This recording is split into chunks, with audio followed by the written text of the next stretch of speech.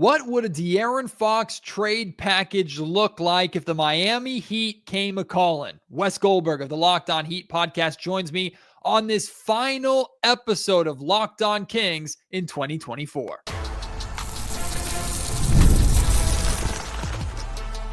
You are Locked On Kings, your daily Sacramento Kings podcast, part of the Locked On Podcast Network, your team every day.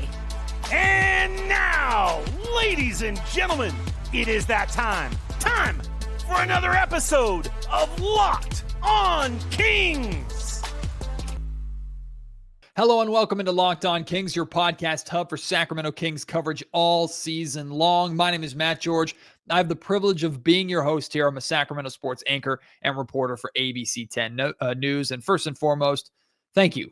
Thank you for another fantastic year here hosting the Locked On Kings podcast.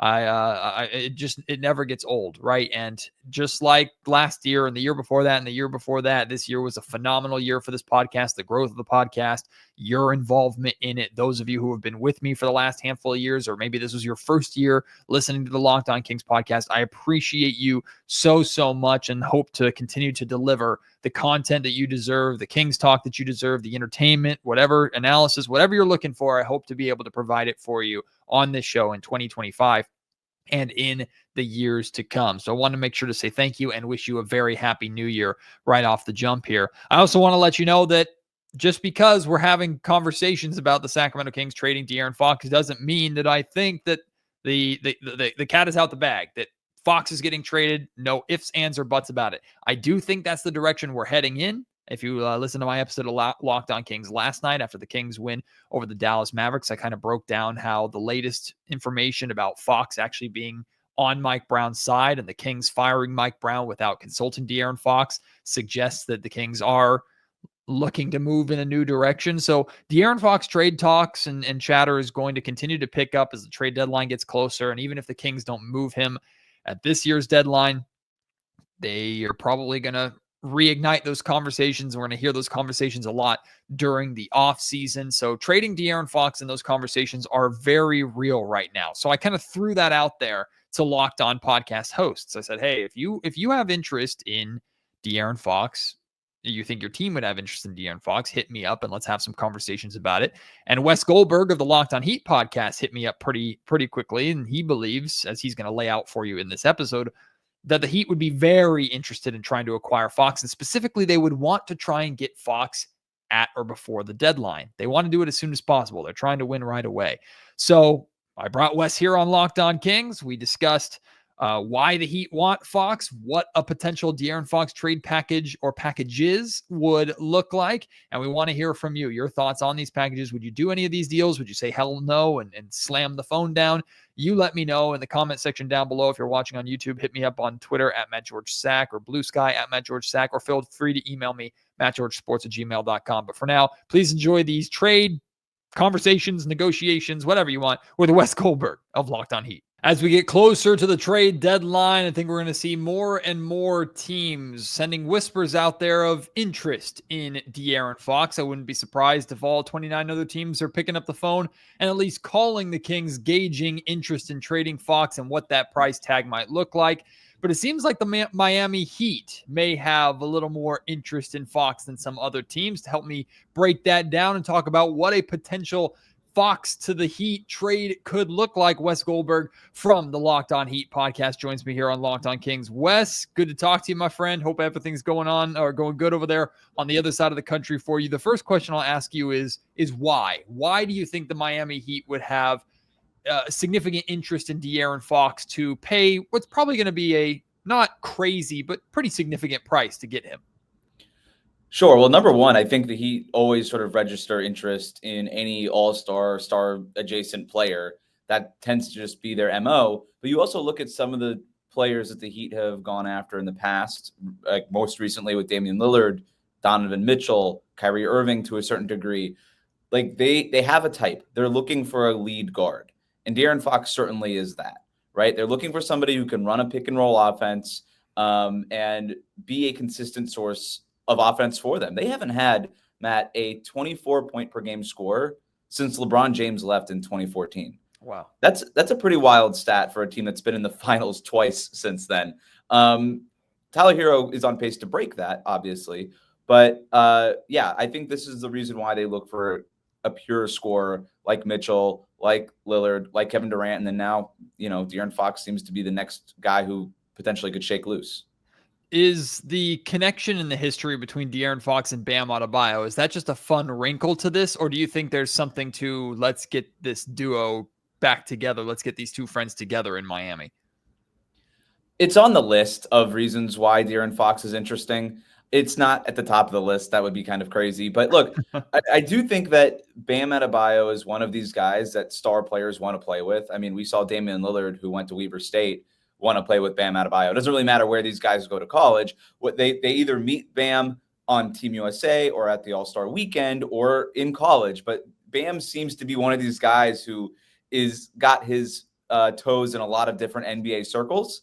And certainly the Kentucky alum group is one of those circles. And that's why maybe they have that connection. But stars, and specifically star scorers, want to play with Bam because he does two things for them. He sets great screens. He might be the best screen setter in the NBA. It's like him or Sabonis, arguably, are the two guys setting the best screens in the league.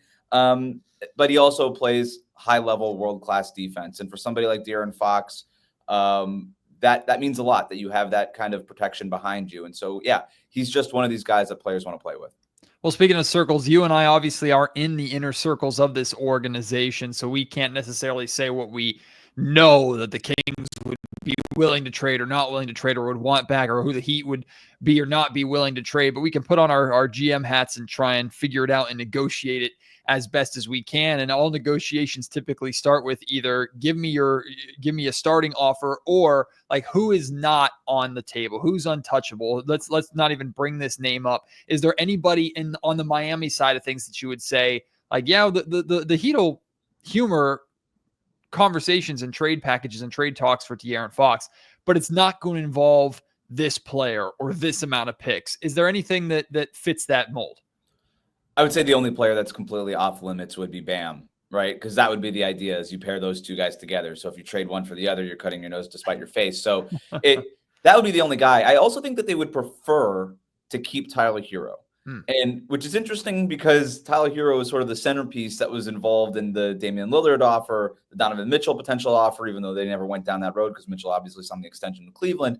He was always sort of the big trade chip. They told him, the Miami's front office told Tyler Hero, we're not going to trade you unless we can get like a potential Hall of Fame type player, an all-star, superstar type player back.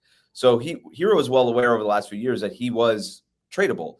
I think that changed with his performance so far this season. And I think the idea would be, hey, if it were up to us, we would bring in De'Aaron Fox, pair him with not only Bam Adebayo, who's so important for defensive reasons and for the screen setting and all that kind of stuff, but also Tyler Hero's spacing would be really important in a trio that included De'Aaron Fox, who's, as you know, outside jumper is hit or miss. And then Bam, his outside jumper just hasn't come along yet. But I don't think he would be completely off limits the way that Bam would be.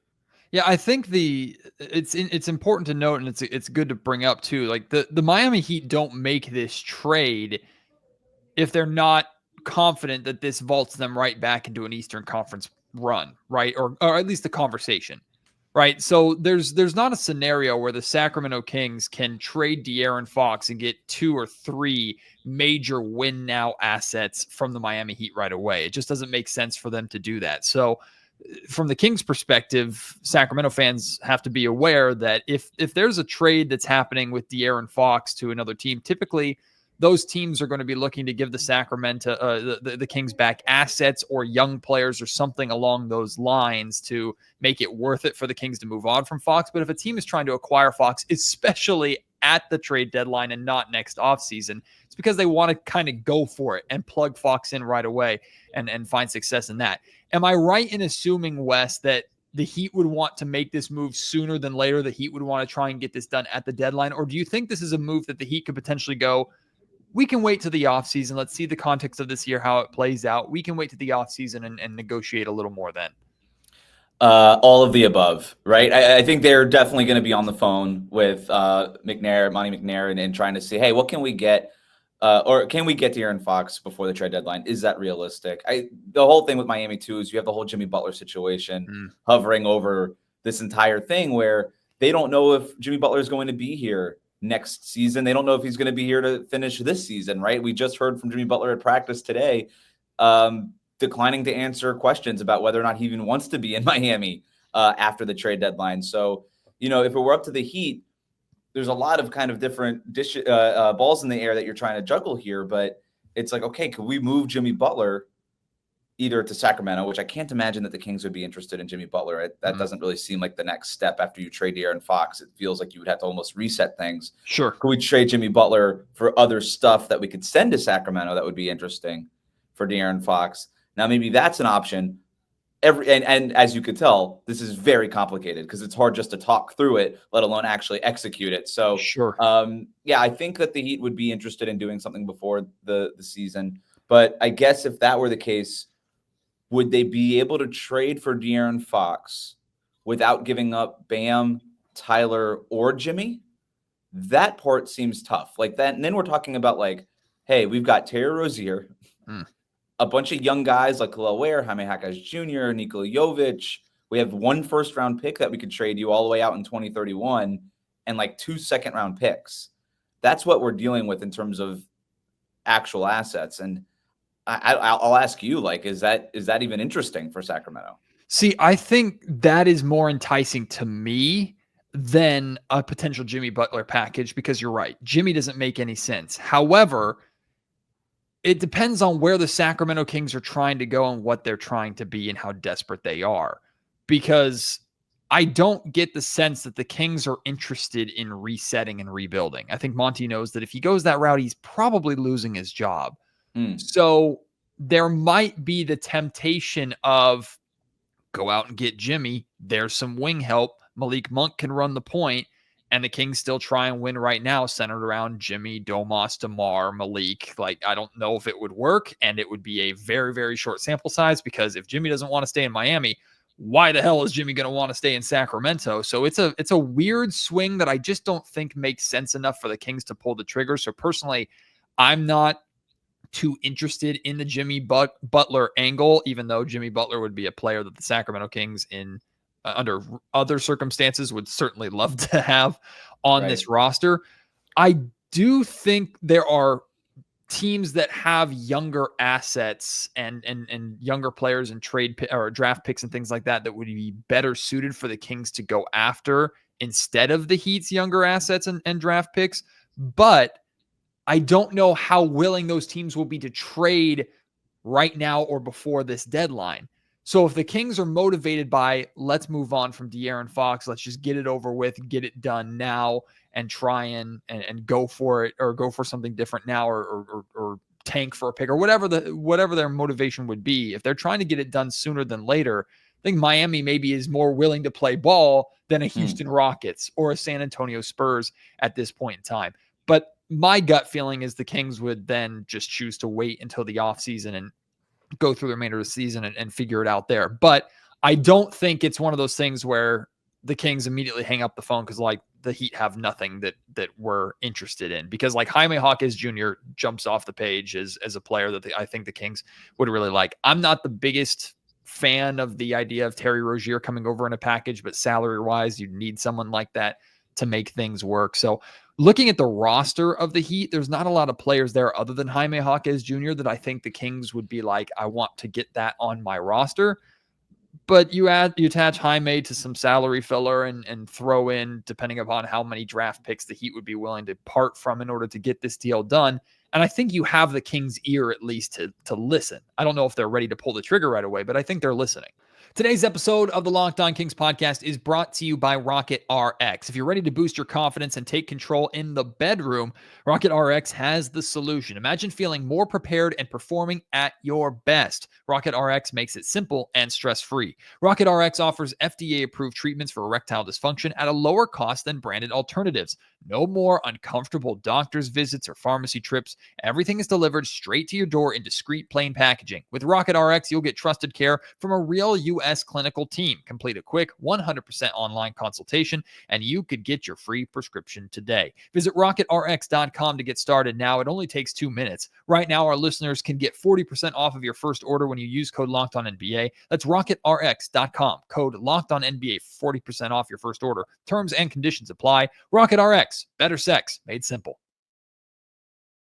If what it is would be like Terry Rozier, Duncan Robinson, Jaime Jaquez, and the 2031 pick, I would imagine that the Heat would almost jump at that, right? And as much as they love Jaime, and they really do, like, it's like at some point you gotta be like, well, we're getting De'Aaron Fox back. We kind of have to part with one of these guys at some point.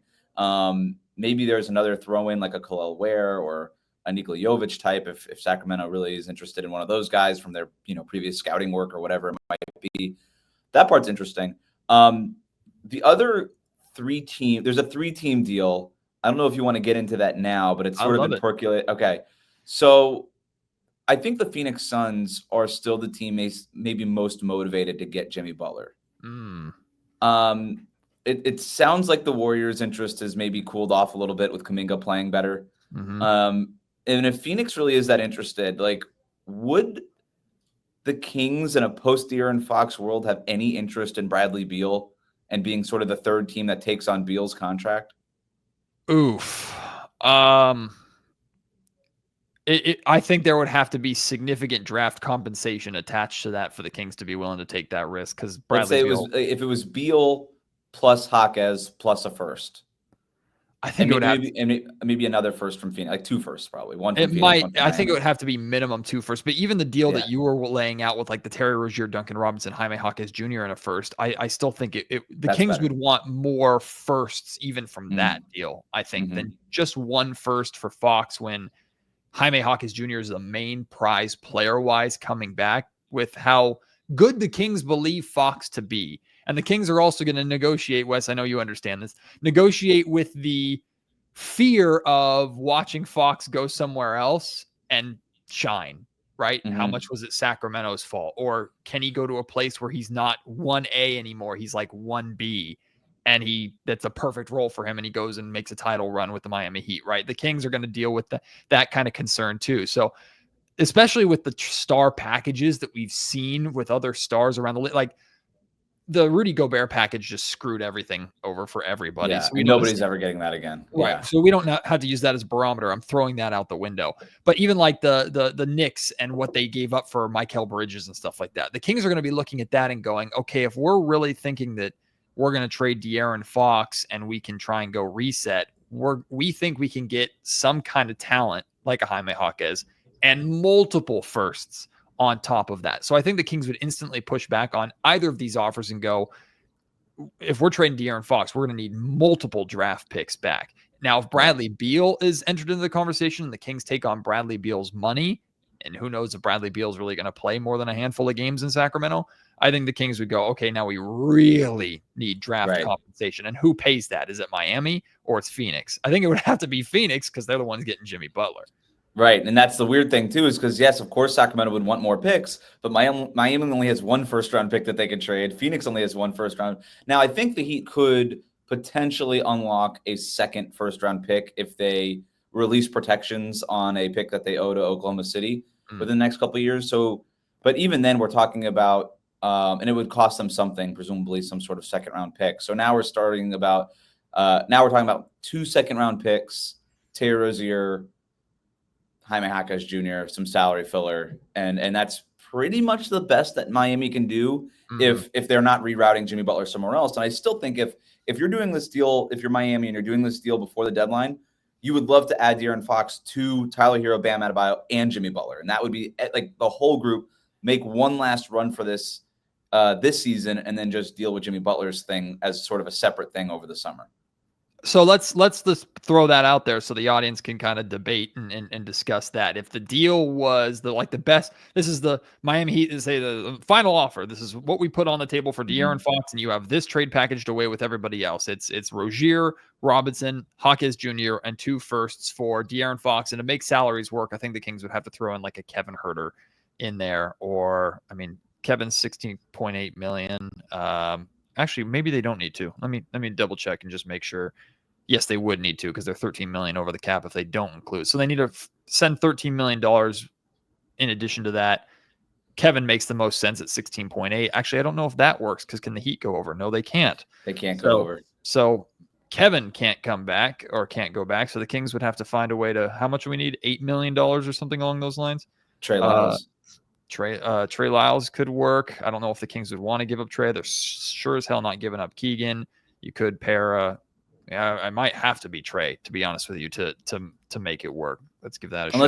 Unless you do Herter and then send like another smaller, like a Josh Richardson salary back to Sacramento or something like that. Which I think the Kings would rather do than giving up Trey Lyles in this deal, to be honest with you. So now we're getting a little into the weeds, but ultimately the main part of the package is Fox goes to Miami. The Kings are getting back Rozier, Robinson, Hawkes Jr., and 2 first-round picks. That sound about right to you, to what you think the realistic best offer that the Miami Heat would put on the table at or before the trade deadline?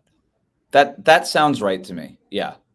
This episode of the Locked On Kings podcast is also brought to you by Rocket Money. Did Rocket Money help you find any subscriptions you forgot about or that you were paying for twice? Look, it happens to us all, especially with the amount of subscriptions in today's world. It happened to me. I had a few subscriptions that I didn't even realize I was still paying for, and Rocket Money made it so easy to track them all down. It's like having a personal assistant for your finances. Rocket Money is a personal financial app that helps find and cancel your unwanted subscriptions, monitors your spending, and helps lower your bills so you can grow your savings. It brings everything together in one place, whether it's subscriptions, spending habits, or even the goals that you want to hit in 2025. Rocket Money has over 5 million users and has saved a total of $500 million in canceled subscriptions, saving members up to $740 a year when using all of the app's premium features. For me, one of the best features is the subscription tracker. I used it to cancel different services I wasn't using anymore, and I've already saved a ton of money per month. Plus, with their goals feature, I've been able to automatically set aside money for my future. No more stressing about budgeting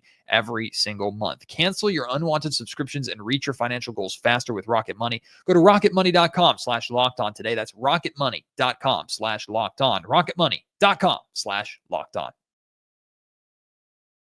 I'll kind of throw a curveball here at the very end. I know the answer to this question already, Wes, but I'm going to ask it anyway because Kings fans have also salivated about the Fox and Bam pairing in Sacramento. Like you said, Bam off the table, not negotiable. So again, I understand the answer to this question, but just so we can completely shut the idea down, the idea of any kind of center swap, or let's not even talk about a center swap. Let's just talk about any interest that the Miami Heat would have in Domantas Sabonis in any kind of way, or a Domantas Sabonis type player. I'll ask this: why would the Miami Heat not, or maybe they might, but why would the Miami Heat, in your mind, probably not have interest in having Domantas Sabonis as their center going forward? I just don't think you could play Sabonis and Bam together. Is the idea that you would swap Bam for Sabonis? I in theory, yes, which I know is not happening. Right. I'm more talking about, like, if we're taking even the swap out of it, and let's just say like the Miami Heat had Domantas Sabonis, or had an opportunity to choose Domantas Sabonis, and instead of Bam's not on the team, they have an opportunity. Right, like in a Madden draft, and everybody's resetting their teams, and they have Sabonis on the board. 100%. Like, because the idea is, and I love Domantas Sabonis. I'm a huge Domantas Sabonis guy. I believe Domantas Sabonis can be your top option, and that's another part of this conversation too, Wes, which I brought up on my podcast last night. Is if the Kings are trading De'Aaron Fox, are they going out and getting someone in a trade that's the new 1A star here in Sacramento, or are they handing those keys to Domas? Because if you're handing those keys to Domas, I think you're in trouble. And I love Domas, but Domas's first instinct is to get his teammates involved, not look to score himself. So I love Domas as a number 2. I do not like Domas at all as a number 1. But the whole point in this exercise and this theoretical conversation is to give people an idea of how different franchises would view Domas as a part of their core if they're trying to win a championship. Right. How do you think the Heat, in your mind, how do you feel about Domas being that kind of player if he were in Miami? Similar to what you already laid out, right? A good, useful piece, but you need to build a very specific team around him. And the Heat don't really have those kinds of pieces, right? You need guys who can space the floor and provide length. That's what you need around and behind Domantas Sabonis. And they don't really have those guys. And very few teams do. But you would have to have a lot of those guys to make it work. And the Heat are already dealing with guys who have sort of inherent limitations in their games that they have to work around anyway, specifically with Jimmy Butler and Bam Adebayo, both of them being non-floor spacers. They're just like, okay, everybody has to be able to space the floor. Everybody has to be able to shoot because we literally cannot put one more non-floor spacer on the court at any time that these two guys share the floor together.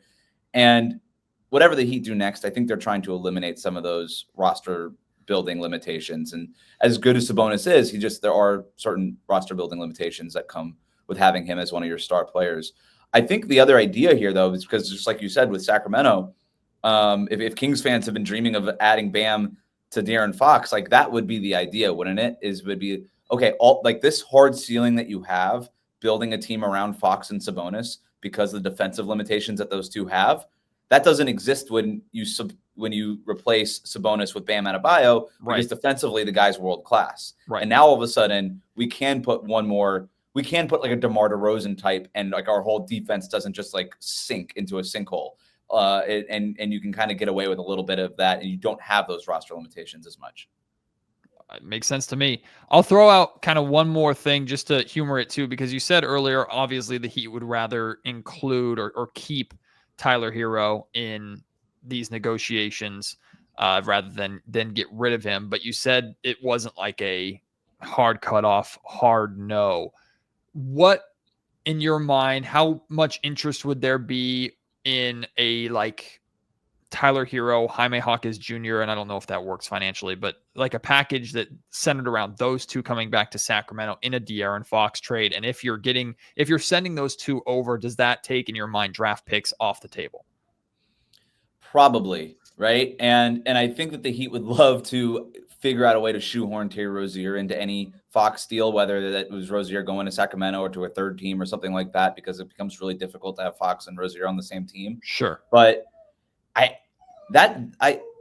don't know that it would be completely off the table. There would just have to be some workarounds and some other compromises. But I wanted to ask you, like, what are your thoughts on Tyler Hero as a centerpiece of a trade? Or would you prefer to just have sort of the debt, like a soon-to-be expiring salary from Terry Rozier and the draft picks, and then the nice young piece with Jaime, as opposed to Tyler Hero, who making quite a bit of money here, not a number one option. You're kind of running into a similar situation with Sabonis and Tyler Hero. It's just sort of a worse version of Fox and Sabonis. And then and you're going to have to pay him. You're going to have to pay him within the next couple of years. Again, my natural route is and I believe this the moment they fired Mike Brown, just full reset. I'm not talking about blow the entire thing up to smithereens, but full reset. Like the idea of trading De'Aaron Fox for anything and still trying to be competitive, just as competitive, or in this case, even more competitive, because they're trying to get back to the playoffs and then win a playoff series. I just don't think that's realistic or likely. Maybe they could somehow figure it out if they really think De'Aaron Fox is the problem and his leadership is the problem. But me personally, as I like Tyler Hero, I think Tyler Hero is fun. Tyler Hero's also killed the Kings a handful of times over the course of his career. I think it makes more sense for the Sacramento Kings to do the other package, which we were talking about, which is the Rozier expiring deal. Jaime Jaquez Jr. is pretty much the main young piece that the Kings are getting back that I think they would have interest in. Duncan Robinson, who can space the floor and add a little bit of size, and then draft picks. I think that just makes more sense to where the Kings would try and go. I also think it's a little safer of a route for the Kings to go in terms of it makes more sense because they have time to kind of see what Fox turns into with the assets that they would get in the trade. But this current regime, I don't know if they can survive that. I don't know if they would live long enough or have their GM life long enough to actually see those picks turn into something. It's not like a Sam Presti situation in OKC. So it all depends on what the Kings' motivations are. If their motivations are to win right now, Tyler Hero might be one of the best pieces, win now pieces they can actually get back in a De'Aaron Fox trade if they're trying to do it before the trade deadline. If we're just being honest, I don't know if that helps, but that's that. I think that is what it is. I'm just thinking out loud now, but like, is there an in between where it's Jimmy Butler and Jaime, and that's the package for De'Aaron Fox and whatever salary stuff needs, probably a Kevin Hurt or something like that needs to come back. Again, I don't know that the Heat would do that because now it's you're without Jimmy Butler. But maybe they would if they've determined, hey, Jimmy Butler is out of here anyway, and he can kind of walk away for nothing. Sacramento clears a bunch of salary cap space, and you get Jaime. If the Sacramento Kings were super desperate, I think they consider that, and maybe they are, maybe they will be.